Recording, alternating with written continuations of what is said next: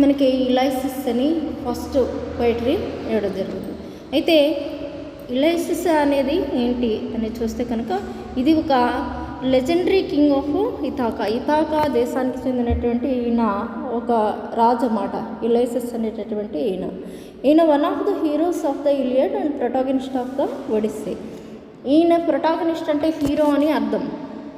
అక్కడ దేశంలో రాజుని ఏమైనా అంటాం, మామూలుగా హీరో అని అంటాం కదా, అందుకని ఈయన రాజుగా ఉండడం అనేది జరిగింది.